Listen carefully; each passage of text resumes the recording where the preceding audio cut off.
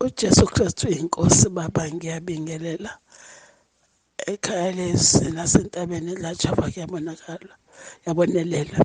Ngibingelela umama nobaba egama laJesu Kristu inkosi yethu. Baba, ngithi angibonge uNkulunkulu izimangaliso azenzayo uJehova mkhulu ngaso sonke isikhathi. Baba, soxolo, kade sisemkhosini na 21 days nganginento engiphatha la esiswini sami ukuthi mangadlanga iqhosha sathi ilambi zathi izophuma la ngaphansi kwebele eceleni lesinxele iziqhosha sathi nje khona into impela nje ihamba la esiswini sami.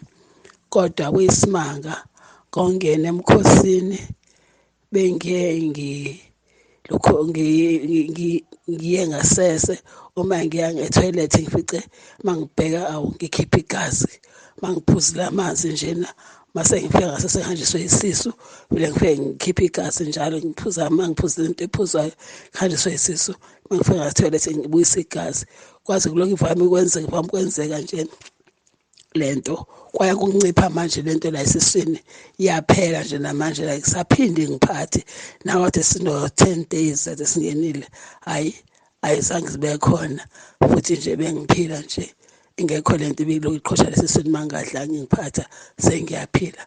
Ngiyambonga uNkulunkulu nesisu sengisizwe ngisuthi hayi sengiyalamba namanje kuzwa iphawa ngilambile iyabona bengalambi hleli nje lento iqungquluza nje lesiswini sami kodwa nje ngobuhle kwaNkulunkulu nangomusa ongena emkhosini ngiyambonga uNkulunkulu Jesu Kristu inkosi. Ngiyabonga baba kakhulu. Mayibongwe inkosi. Nkosi yami, ndiyabulisa kutatam ndimthandayo.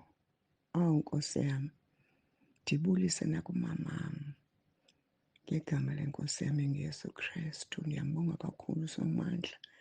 Ndibulisa abazalwana kwikhaya lizwi. Jesus, ndibulise endabeni.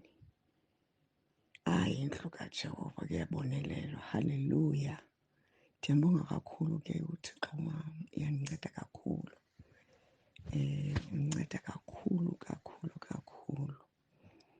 Nkosi yam, ndifuna nje ukungqina amandla kaThixo kancinci. Monday umzukulwana wam uye wagula yindlebe. Uma ndimbuza uba makaye esikolweni wathi mama, makhulu, indlebe iyalila ke. Ndathandaza. Yathandaza ke nale ntombi incinci. Yathandaza. Wabhetele walala. Phindile kwakhona xa ndibona uba lixesha ndaphinda ndambuza ndathi masiye erumini yam mntanam solala. Sezapha erumini wazolala. Ndiyambonga kakhulu uThixo wam. Ndavula kwabaseRoma 10 verse 9. Ndayibeka apha endlebeni umthandazo katata ndawubeka. Nkosi yam, ndathi ugqiba kwam ubeka ndabe sendibulela ke mna ke. Uma eqeda utata uthandaza ndabe sendibulela ke mna ke kuThixo. Ndiyambulela kakhulu uThixo bangcwele. Uye wamnceda umntanam warayithi. Ndithe ndibuya etawuni ndabuya ehlala. Ndithi uphilile? Uthi ewe makhulu. Ndiyabulela kakhulu ke tata, inkosi yoxolo ndisikelela. Amen. Jesu Kristu inkosi. Baba ekuseni ngithi angibingelele kakhulu. Ngifisa nje baba ngake ngakubhalela phambilini ngithi ngiyagula kakhulu, angikwazi ngisho ukulala. Ngaqhubeka ngilalela umkhuleko ngisaba ngikubukela eduze ukufa. Even usunginikile i-date yokuba ngivume izono ngilokho ngibhala benginenkinga baba yokuhluleka ukulala ngedwa ebusuku. Uthola ukuthi ngize ngibiza oma wengane zami ngifisa ukulala nabo, even nginokuthi ngeke ngenze lutho, nginokusaba nje, befike belale nami, kulale ekuseni ngivuke bese ngiyazibuza ekuseni enhlizweni yami ikhale ngithi kodwa yini indaba manginoma wengane zami ngilale, kodwa mangingedwa ngibe nokwesaba okukhulu kungalaleki. Mangithi ngiyazama nje ukuthi namhlanje ngizolala ngedwa, kufike enhlizweni yami ngijabule ntambama mase kushaya ubusuku. Mawathi mhlawumbe sekuwu-8 kufanele ukuthi ngiyolala, lushaya kakhulu uvalo ukuthi kufike nje ukuthi ngimfonele manje ngize ngenze njalo ngempela, kodwa ngingaqhubeka baba, ngalalela umkhuleko wabaseRoma. Ngikhuleka khona kade kufastwe 3 days, ngafastwa 3 days. Esibhedlela kwakuthiwa inhliziyo yami, heartbeat yami ishaya kakhulu, nganoma ngase nge-stress noma nginengcindezi. Ngiqhubeka ngilalela ngikhuleka. Esibhedlela ngizama indaba yoku-check-wa inhliziyo, but kodwa mangifika bathi amagazi ami onke, yonke into yami i-right. Ngifila ngathi uhlangothi lami lesobunxele, ngazi noma ngifuna ukusho stroke low week alifani nalolo olunye, kodwa esibhedlela bathi yonke into yami normal, yonke into yami i-right, igazi lami li-right. So ekugcineni ngifisa ukusho ukuthi ngiyambonga uNkulunkulu noma nalobo buthatha komncane, kodwa ngiyabonga uNkulunkulu kakhulu ukuba sengilala ngedwa. Ngaqunga isibindi nje ngalala ngedwa, ngakhuleka baseRoma 10 kwalaleka until nje namanje ngiyalala ngedwa. Ngazitshela nje ukuthi Nkosi, uma ukuthi kuyintando yakho ukuthi ngizofa uma ngilale ngedwa ngife, ayikho into engizoyenza. uNkulunkulu usangithwele, ngibonga kakhulu ukuba uNkulunkulu ungithwele, kuyalaleka ngedwa manje. Ngiyaphila impilo engcono, ngiyazizwa ngingcono kakhulu. Ngiyabuka ukuthi isitha sasihleli phezu kwami ngoba it is lenkosi, umuntu lokhu ahlulwa yikho isigqila sakho, kusho ukuthi ngase ngisigqila. Ngithi ngiyabonga kakhulu baba umkhuleko wakho nentshumayelo esiyithola mihla namalanga, ziyasikhulisa, ziyasigqugquzela, ziyasiphilisa. Ngithi uJesu Kristu inkosi. Ngiyabonga baba egameni likaJesu, amen. Jesu Kristu inkosi, ekhaya lezwe bazalwane nasentabeni kaJehova kuyabonelelwa. Ngiletha lo mbono bazalwane ngengaba nawo lapho ngizwa iphimbo lithi yini umsebenzi wabafundisi, bese ngithi mina ukushumayela.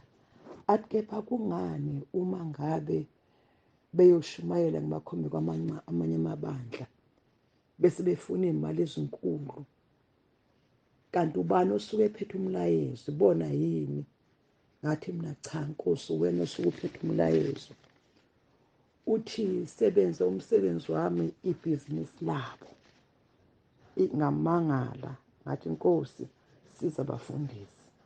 Uthi ngoba biza iy'mali enkulu sokuyibhizinisi labo, manje umsebenzi wami kusuke kuyimina osuke eyokhuluma umlayezo engibathuma kulelo bandla. Inkosi uJesu Kristu mayibe nani, amen. uJesu Kristu inkosi tata.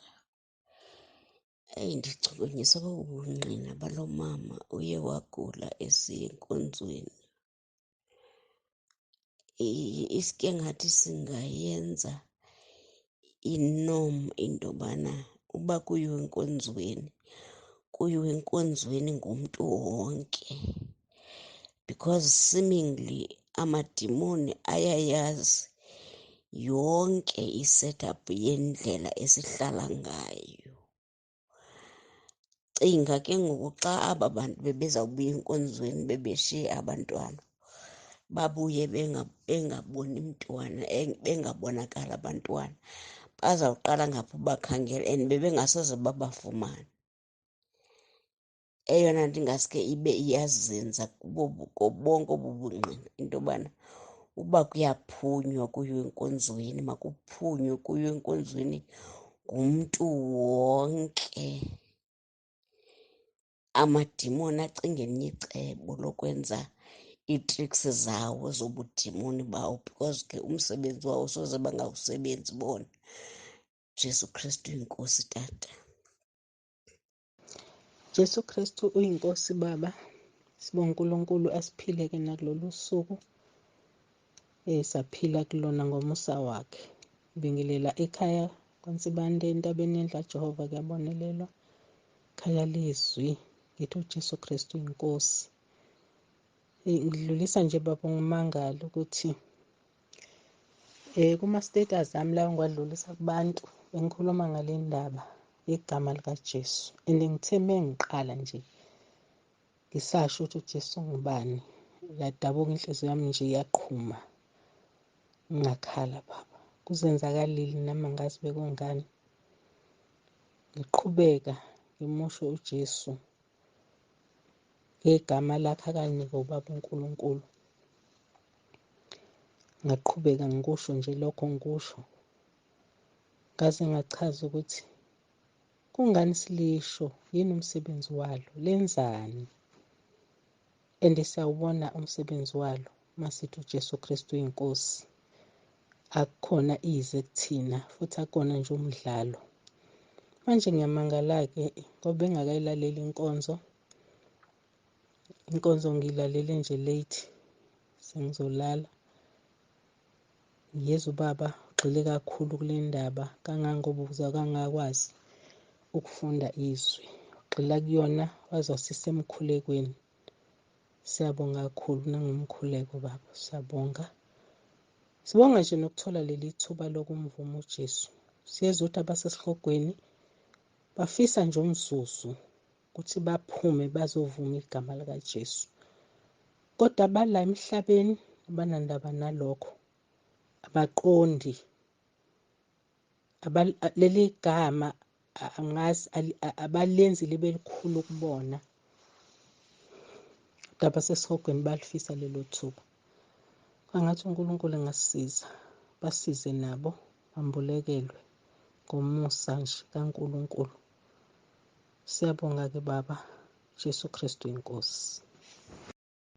uJesu Kristu inkosi baba umpostoli. Ngiyabingelela baba, kuwe ngiyabingelela nakuma.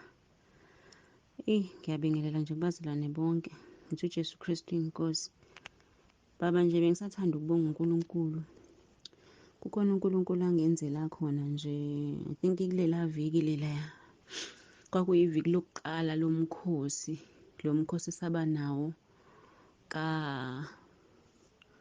angisakhumbula umkhosi wethu ukuthi kuyinsuku engaki, kodwa mina kumkhosi ka-14 days. So sangena emkhosini nangishiya ngisemkhosini bengithatha umkhosi ka-14 days. Enhlizweni yami nje bengahlala ngibuka uNkulunkulu la engidlulise khona, ngibuka izimo ey'ningi la kwakufanele ngabe ngihambile khona emhlabeni. Ngibuka uNkulunkulu engenzela umusa angikhipha nasebandleni engangikulo. Ngithi Nkosi uJesu ungeke uze ungikhiphe nje ungikhiphele ukuzohlala. Liyini icebo lakho ngempilo yami? Baba ngiyambonga uNkulunkulu. Kwaku-day 2 ngiguqile nje ngikhuleka. Kwaku-day 2 uNkulunkulu wangenzela isimangaliso, wangambulela icebo lakhe ngempilo yami. Kuningi nje engakubona kodwa okunye kuyangithusa baba. Ngisadinga ukukhulekela kakhulu nje, ngiyayidinga ne-confirmation ukuthi mhlawumbe uNkulunkulu ngakhona mhlawumbe a-confirma kuye, ngoba khona izinto zikaNkulunkulu akufanele ngampela ungabi naso isiqiniseko. Kufanele uwenze sure ukuthi ngampela uNkulunkulu ushilo. Kodwa nje wathembeka, ngayithola impendulo nje ngo-day 2. Ngase ngigcwele ukubonga. Ngiyambonga kakhulu uNkulunkulu, kodwa nje kakhulu enhlizweni yami ngisathandaza ukuthi uNkulunkulu akayambule ngokucacile noma nje akayiconfirme into ayikhuluma kimi. Kuningi nje engakubona ngikulo mkhosi uNkulunkulu engambulela izambulo. Ngiyamdumisa uNkulunkulu kakhulu baba. Ngikhumbula nje engibonisa omunye umbono ngiguqile ngithandaza ukuthi uma ngabe uthi wena wawungekho kubethela uJesu, nawe uJesu wambethela. Ngaboniswa baba umbono ngathi uJesu nami ngibona ngiyamthimfela ngamathe. Ngenza konke lokho kwakwenziwa baba wawubuhlungu loya mbono. ngathandaza ngacela intethelelo kuNkosi uJesu ukuthi angithethelele nami ukuthi ngambethela ngazibona ngiphethe isipikili ngathi ngiyambethela ngathi ngiyafaka lapho kulawo manxeba. Nkosi yami kuningi uNkulunkulu angibonisa kona baba, kwangathi nje uNkulunkulu angangisiza ngibambisise ivangeli uJesu Kristu uyinkosi.